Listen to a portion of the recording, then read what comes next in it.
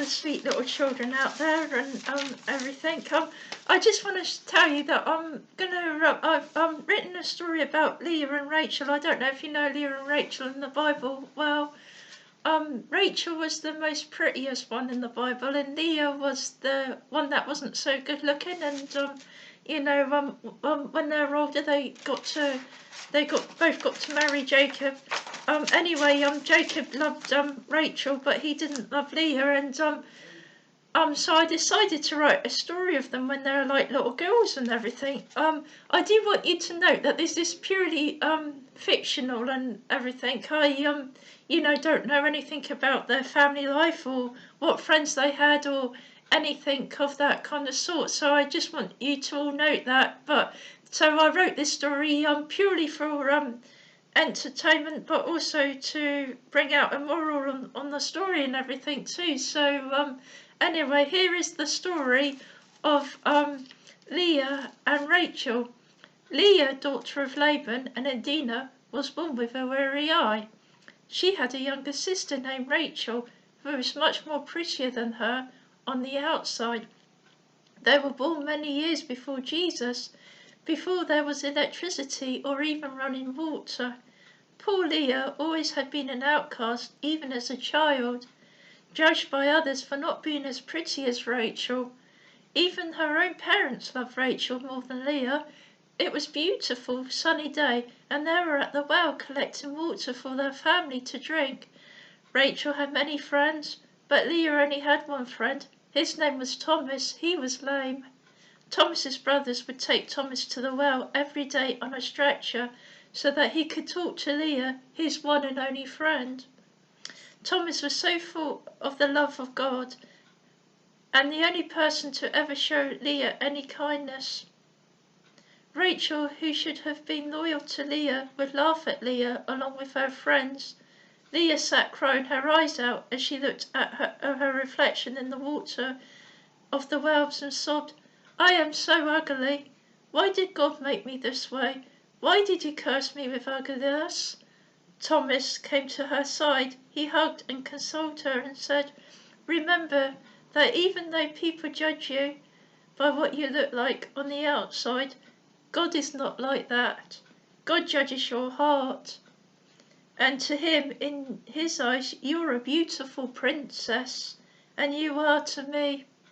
Leah smiled. "Thank you, Thomas. You are always such a great encouragement to me." And Thomas was such a great encouragement. He really loved Leah more than anyone would ever love Leah in her whole life except for God's love. Thomas left. The only voice she heard next was the voice of Rachel scolding her. "Leah, you are so useless. We were meant to be collecting lots of water from this well, and all you could do is talk to Thomas all day and feel sorry for yourself." Leah replied, "At least Thomas is always kind to me. More than you. You're my own flesh and blood. Yet you are so mean to me." Rachel replied, "Never mind that. Let's just go home. Get these water buckets home." Leah and Rachel got home. Their mum was so pleased with Rachel but cross with Leah, and Adina scolded, "Leah, because you have not collected much water, take this bucket. You can go and collect milk from the goats." Leah's eyes swelled up in her tears, and she had a lump in her throat where she felt sad, but she obeyed her parents and went to milk the goats. Bethel, her granddad, was the only one in Leah's family to show her any kindness. He stuck up for her, said, "Is it really necessary to treat this poor child like this?" And Adina replied, "Yes, it is. I will not spare the rod to spoil the child." Bethel said nothing, but he followed Leah to the goats. She got out her little stool that Bethel made for her and sat on it. She started to milk the goats, and then turned around to her granddad and asked, "Why do my parents hate me so much just because I am not as pretty as Rachel?" Bethel walked over to her and put his hand on her shoulders to console her and said, "Your Nan and I have loved you the day you were born." We could see that you are very special to God. I don't think that your parents or Rachel hate you. They just don't understand you like we do." Leah half smiled. She asked, "What do you mean I am special to God?" Bethel smiled. "I just feel that God is going to hear your cries all your life. You may have many times in your life where people reject you, but always remember that no matter who rejects you, we have always had a special love for you, and that you are always special to God." Leah smiled. Her granddad always had a way to make her feel accepted and loved. She finished milking the goats and had a bucket full of milk.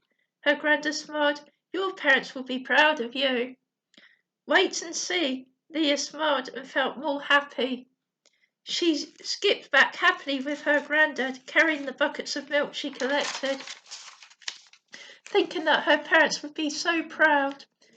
She passed her best and only friend, Thomas, on the way, who was outside in the neighbourhood playing a game with his brothers. He smiled at her, saying, "It is so lovely to see you.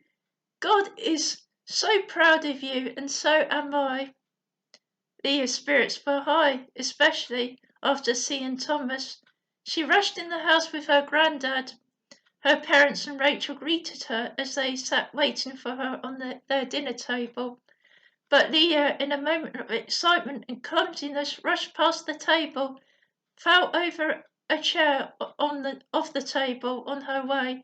The bucket of milk jumped out of her hands, and the milk spilled all over the table and floor. Adina screamed, "You stupid, no good for nothing, clumsy child." Laban shouted, "Leah, go to your room. You will stay there all night without any supper." Leah cried, "I am so sorry, I couldn't help it." Laban snapped, "Do not answer me back, child." Rachel stood there laughing and mocking Leah. Once Leah left and went to her room, Bethel said, "Was that really necessary to be so harsh on poor Leah?" "After all, it was only an accident." Laban snapped, "Don't take her side." After that, Bethel did not say anything, but he managed to take some bread and cheese and milk up to Leah. "There you go," he reassured Leah.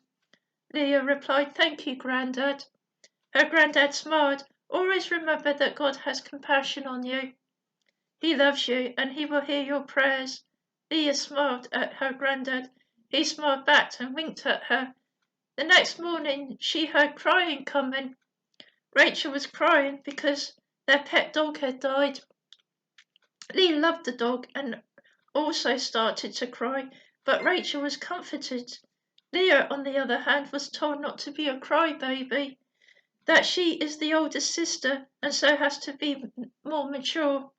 Leah had enough and ran outside. Her best friend Thomas was there with her brothers. He hugged her and consoled her. He tried to cheer her up by saying that she would be reunited with her beloved pet in heaven again, and that all beloved pets will be there. Leah had more bad news. Her beloved granddad was moving out. She would miss her granddad, even though she could still visit him now and again. But her troubles were far from over, for that day Thomas, his brothers and Leah decided to take a little walk to the springs. All the children loved the springs. They would have fun swimming and splashing in them. Thomas and Leah held hands together. While Thomas' brothers carried him to the waterfall next to the river, Thomas looked across and said, "This sun is so beautiful. It reminds me of God's love, agape love, and our love to also, Leah, the love that you and me have between us. Neither of us have any friend apart from each other. The world seems to hate us for being different. Yet we look beyond that. We love and accept each other unconditionally. We love each other with agape love, God's love." Leah smiled. This would be the last sweet moment that she would remember. As Thomas' brothers tragically lost their grips, and Thomas tragically fell out of the stretcher down to the rocks below, Leah and Thomas's brothers ran to Thomas on the rocks of the waterfall below. He was lying on the rocks below. He smiled and grabbed Leah by the hand and said his last words to her. Do not grieve over me, for I am now free. I can run, walk and jump, but always remember this. God is always going to have favour for you. He is always going to answer your prayers. When you feel alone, God will always be there for you to make you feel loved and special and not alone. And remember me also, that you will always have a best friend waiting for you in heaven. Thomas then gave up the ghost. Leah grieved for her best friend for a while. Her parents and Rachel were surprisingly supportive and comfort towards her during that time. Most importantly, she always remembered what Thomas had said.